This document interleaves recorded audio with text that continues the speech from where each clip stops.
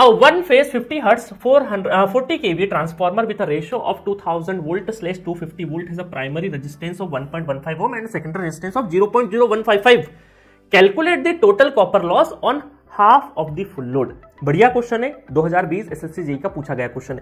ठीक है, देखो क्वेश्चन को डिकोड करना बहुत जरूरी है।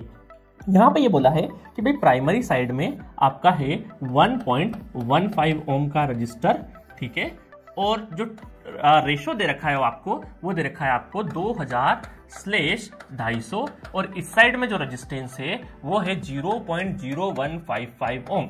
अब आपसे पूछा है कि भाई टोटल कॉपर लॉस बता हाफ फुल लोड पे। तो कॉपर लॉस बताने के लिए हम क्या करते हैं, आई स्क्वायर आर इधर भी कर देंगे, आई स्क्वायर आर इधर भी कर देंगे, बट जो आई लोगे ना वो हाफ फुल लोड पे लेना है, हाफ फुल लोड पे लेना है।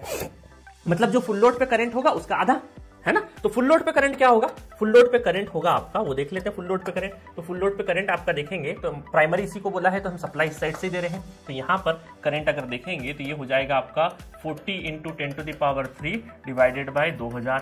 ठीक है, दो ये कैंसिल हो गया, ये हो गया 20 एम्पेयर। तो 20 एम्पेयर क्या हो गया, फुल लोड करंट, क्या हो गया, फुल लोड। बट आपको क्या पूछा है, half full load, half full load. Half full load का जो करंट है उसका मतलब क्या है, इसका आधा कर दो, 20 का आधा कितना हो जाएगा, 10 हो जाएगा। ठीक है, 10 हो जाएगा 10 एम्पेयर। और यहां पर अब आपसे क्या पूछा है कि इस साइड का लॉस निकाल लें। तो यहां पर इसमें जो लॉस जाएगा वो कितना हो जाएगा, 10 स्क्वायर इंटू 1.15। तो ये हो जाएगा 100 का मल्टीप्लाई करें 115 वॉट क्या हो जाएगा, इस साइड में लॉस आ गया। अब इधर की साइड में लॉस निकालना है तो दो ऑप्शन है, या तो करंट को इस साइड में रेफर कर दो, करंट को इस साइड में रेफर कर दो और आई स्क्वायर आर कर लो, या फिर इस रजिस्टर को इधर लेके आ जाओ। तो हमने रजिस्टर को इधर लाना तो सीखा है, रजिस्टर को ये वाला रजिस्टर इधर लेके आ जाएंगे तो रेफर्ड फ्रॉम का स्क्वायर इंटू 0.0155।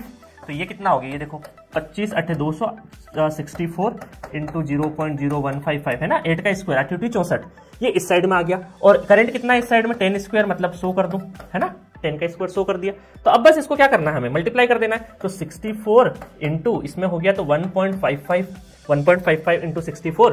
तो ये तो बड़ा कैलकुलेशन वाला काम हो गया, तो थोड़ा सा अंदाजा लगा लेते हैं ना, क्योंकि ऑप्शंस दूर दूर है। 115 में ये जोड़ना है, ये प्लस ये दोनों जोड़ना है। तो 64 इंटू 15 मतलब 1.5 ले ले तो 1 टाइम तो 64 हो जाएगा इंटू 3/2 ले लो, है ना, 1.5 मतलब 1.5 ले लिया मैंने अप्रोक्सीमेटली 3/2।